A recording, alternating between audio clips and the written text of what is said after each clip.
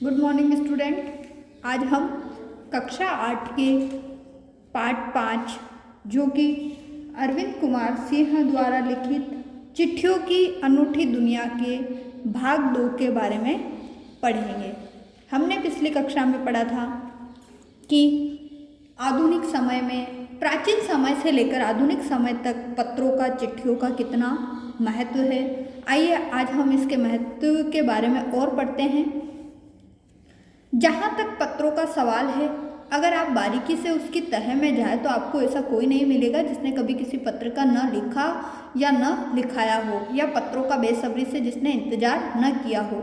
हमारे सैनिक तो पत्रों का जिस उत्सुकता से इंतजार करते हैं उसकी कोई मिसाल ही नहीं। एक दौर था जब लोग पत्रों का महीनों इंतजार करते थे, पर अब वह बात नहीं। परिवहन साधनों के विकास ने दूरी बहुत घटा दी। पहले लोगों के लिए संचार का इकलौता साधन चिट्ठी ही थी, पर आज और भी साधन विकसित हो चुके हैं। तो लेखक कहते हैं कि आज अगर हम थोड़ा सा सोचे पत्र के बारे में, तो ऐसा हमें इस संसार में या इस दुनिया में ऐसा कोई व्यक्ति नहीं होगा जिसने न तो पत्र लिखा हो या न पत्र के बारे में पढ़ा हो। ठीक है। और सबसे अधिक अगर हम हमारे देश के सैनिकों के लिए सोचे तो वो तो हमारे पत्रों का इतना खुशी से इंतजार करते हैं, इतना मतलब बेचैन होकर इंतजार करते हैं कि जैसे कोई उनके अलावा तो इस दुनिया में कोई उदाहरण ही नहीं है। और आज के जो आधुनिक संसाधन है परिवहन के, उन्होंने क्या किया है कि लोगों के बीच में जो दूरी थी वो थोड़ी घटा दी है। यानी कि जो साधन होते हैं उससे व्यक्ति तुरंत चले जाते हैं, मिलकर आ जाते हैं। लेकिन पहले के ज़माने में एक इकलौता साधन क्या था लोगों से बातचीत करने का? मात्र एक चिट्ठी ही थी। परंतु आज क्या हो गया कि और भी साधन विकसित हो चुके हैं। आज देश में ऐसे अनेक लोगों की कमी नहीं है जो अपने पुरखों की चिट्ठियों को सहेजकर संजोकर विरासत के रूप में रखे हुए हैं, या फिर बड़े बड़े लेखक, पत्रकारों, उद्यमी, कवि, प्रशासक, सन्यासी या किसान, इनकी पत्र रचनाएं अपने आप में अनुसंधान का विषय है। अगर आज ऐसे संचार साधन होते तो पंडित नेहरू अपनी पुत्री इंदिरा गांधी को फोन करते, पर तब पिता के पुत्री के नाम नहीं लिखे जाते, पिता के पत्र पुत्री के नाम नहीं लिखे जाते, जो देश के करोड़ों लोगों को प्रेरणा देते। पत्रों को तो आप सहज कर रख लेते, पर एसएमएस संदेशों को आप जल्दी ही भूल जाते। कितने संदेशों को आप सहज कर रख सकते? तमाम महान हस्तियों की तो सबसे बड़ी यादगार या धरोहर उनके द्वारा लिखे गए पत्र ही है। भारत में इस श्रेणी में राष्ट्रपिता महात्मा गांधी का सबसे आगे रखा जा सकता है। दुनिया के तमाम संग्रहालय जानी मानी हस्तियों के पत्रों का अनूठा संकलन भी है। तमाम पत्र देश, काल और समाज को जानने समझने का असली पैमाना है। भारत में आज़ादी के पहले महासंग्राम के दिनों में जो कुछ अंग्रेज अफसरों ने अपने परिवारजनों को पत्र में लिखे, वे आगे चलकर बहुत महत्व की पुस्तकें तक बन गए। इन पत्रों ने साबित किया है कि यह संग्राम कितनी जमीनी मजबूती लिए हुए था। तो लेखक कहते हैं कि ऐसे व्यक्तियों की या ऐसे लोगों की कमी नहीं है जिनके द्वारा अपने पूर्वजों के द्वारा लिखी हुई चिट्ठियों को जिन्होंने सहज कर यानी कि संभाल कर, सजा कर रखा है। कई लोगों ने तो उनकी फ्रेमें तक बनवा के रख रखा है, जैसे हमारे पत्रकार है, उद्योगी है, कवि है, किसान है। ऐसे बहुत सारे व्यक्ति हैं जिन्होंने पत्रों को आज भी संभाल कर लिखा है। और लेखक ये भी कहते हैं कि अगर आज जैसे संचार के साधन होते हैं, जैसे मोबाइल से एसएमएस कर देना या फिर चैट कर लेना, तो ये चीज़ें तो क्या होती है कि इनको हम सहज कर या संभाल कर नहीं रख सकते। इनको तो अगर जैसे हमारे मोबाइल का डाटा अगर ज़्यादा हो गया या उसकी मेमोरी फुल हो गई तो हम उन चीज़ों को डिलीट कर देते हैं, तो फिर बाद में वो चीज़ें क्या होती है, वो यादें भूल जाते हैं हम। परंतु पत्रों को तो हम सहज कर, संदेशों को हम सजा कर रख सकते हैं, संभाल कर रख सकते हैं। तो कई दिनों बाद भी उन यादों को हम संभाल कर रख सकते हैं। और हमारे देश की जो महान हस्तियां हैं, जो विशेष लोग हैं, जैसे कि महात्मा गांधी, उनको तो पत्र लिखने में या पत्र संभालने में सबसे आगे रखा जा सकता है। दुनिया के तमाम जितने भी संग्रहालय हैं, वो क्या है कि जानी मानी हस्तियों का एक अनोखा संकलन भी है, जिन्होंने तमाम पत्र देश, काल, समाज, हमारे देश की स्थिति परिस्थितियों को जानने समझने आदि के नाम लिखे हैं, आदि के नाम भेजे भी हैं और आदि के नाम पढ़े भी हैं। महात्मा गांधी के पास दुनिया भर से तमाम पत्र केवल महात्मा गांधी इंडिया लिखे आते थे, और वे जहाँ भी रहते हैं वहाँ तक पहुँच जाते हैं। आज़ादी के आंदोलन की कई अन्य दिग्गज हस्तियों के साथ भी ऐसा ही था। गांधी जी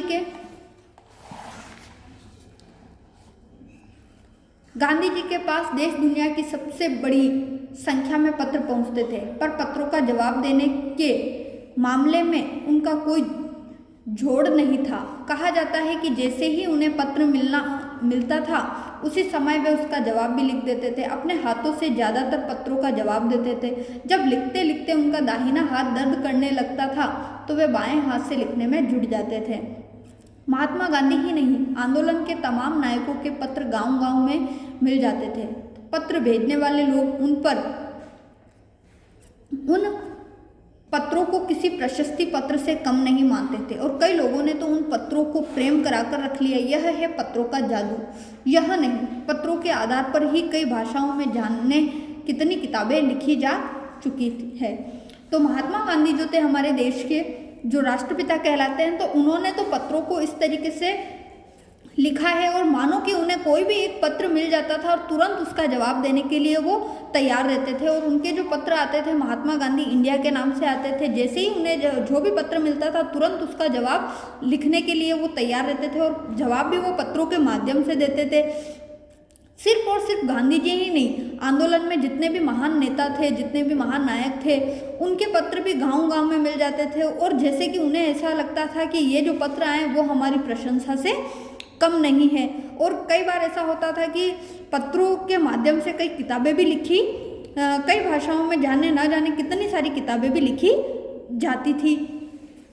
वास्तव में पत्र किसी दस्तावेज से कम नहीं। पंत के 200 पत्र, बच्चन नाम और निराला के पत्र हमको लिखो है कहाँ, तथा पत्रों के आईने में दयानंद सरस्वती समेत कई पुस्तकें आपको मिल जाएगी। कहा जाता है कि प्रेमचंद्र खास तौर पर नए लेखकों को बहुत प्रेरक जवाब देते थे तथा पत्रों के जवाब में वे बहुत मुस्तैद रहते थे। इसी प्रकार नेहरू और गांधी के लिखे गए रविंद्रनाथ टैगोर के पत्र भी बहुत प्रेरक हैं। महात्मा और कवि के नाम से महात्मा गांधी और रविंद्रनाथ टैगोर के बीच सन 1915 से 41 के बीच के पत्राचार का संग्रह प्रकाशित हुआ, जिसमें बहुत से नए तथ्य और उनकी मनोदशा का लेखा जोखा मिलता है।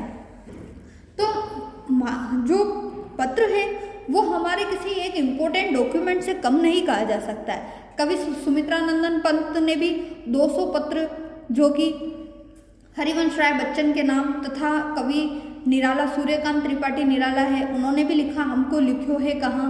तो ऐसे दयानंद सरस्वती की कई पुस्तकें आपको मिल जाएगी। जैसे कि अगर हम पढ़ते हैं प्राचीन समय में, तो बहुत सारे कवि भी ऐसे थे जिन्होंने बहुत ही अच्छे तरीके से पत्र लिखे हैं और उनका जो जवाब दिया है वो भी बहुत अच्छे तरीके से दिया है। और हमारे जो देश के वीर नेता थे महात्मा गांधी, रविंद्रनाथ टैगोर, इन्होंने महात्मा और कवि के नाम से महात्मा गांधी और टैगोर के बीच में, इन दोनों के बीच में जो वार्तालाप होता था, बातचीत होती थी, वो 1915 से 1941 के बीच में मानो कि पत्राचार के संग्रह के माध्यम से होती थी। एक दूसरे को पत्र लिखकर ही उनकी मनोदशा यानी कि उनके मन के भावों का लेखा जोखा हमें पढ़ने को मिलता है या हमें देखने को मिलता था। पत्र व्यवहार की परंपरा भारत में बहुत पुरानी है, पर इसका असल विकास आज़ादी के बाद ही हुआ है। तमाम सरकारी विभाग की तुलना में सबसे ज़्यादा गुडविल डाक विभाग की ही है। यानी कि पत्र का जो व्यवहार है वो तो, उसका जो प्रचलन है वो तो प्राचीन समय से चला आ रहा है, परंतु इसका जो विकास हुआ है सबसे अधिक वो आज़ादी के बाद हुआ है। हमारे देश में जितने भी सरकारी विभाग है, सरकारी विभाग है, जैसे उनके कर्मचारी हुए, तो इन सबके बीच में जो वार्तालाप होता था या जो कामकाज होता था वो सभी पत्रों के माध्यम से ही होता था। और सबसे अधिक जो इसकी मान्यता रही वो डाक विभाग में रही है।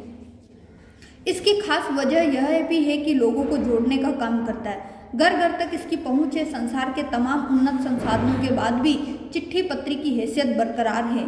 शहरी इलाकों में आलीशान हवेलियाँ हो या फिर झोपड़पट्टियों में रह रहे लोग, दुर्गम जंगलों से घिरे गांव हो या फिर बर्फबारी के बीच जी रहे पहाड़ों के लोग, समुद्र तट पर रह रहे मछुआरे हो या फिर रेगिस्तान की ढाणियों में रह रहे लोग, आज भी खतों का ही सबसे अधिक बेसब्री से इंतजार होता है। एक दो नहीं, करोड़ों लोग खतों और अन्य सेवाओं के लिए रोज भारतीय डाकघरों के दरवाजों तक पहुंचते हैं और इसकी बहुआयामी भूमिका नजर आ रही है। दूर देहात में लाखों गरीब घरों में चूल्हे मनी ऑर्डर अर्थव्यवस्था से ही जलते हैं। गांवों या गरीब बस्तियों में चिट्ठियां या मनी ऑर्डर लेकर पहुंचने वाला डाकिया देवदूत के रूप में देखा जाता है। तो पत्रों का जो महत्व है वो सबसे अधिक हमारे देश में आज़ादी के बाद बढ़ा है और ये क्या करता है कि लोगों को एक दूसरे से जोड़ने का काम करता है। चाहे वो रहने वाले गाँव शहर में रहने वाले आलीशान बंगले में रह रहे हो या हवेलियों में रह रहे हो, गाँव में रहने वाले गरीब लोग हो, चाहे समुद्र तट के किनारे मछुआरे हो, चाहे वो पहाड़ों पर रहने वाले लोग हो, सभी को मतलब कि पत्रों का महत्व पता है और सभी पत्र के बारे में एक दूसरे से जोड़ते हैं और एक दूसरे को जानते हैं। और डाकिये को देवदूत कहा गया है, यानी कि डाकिया क्या करता है, किसी भी व्यक्ति को अपना संदेश इधर से उधर पहुंचाने का कार्य करता है। तो वो ईश्वर के द्वारा दिया गया मानो कि हमारे लिए एक दूत के रूप में आया है, तो हम लोग उसे एक देवदूत के रूप में देखते हैं।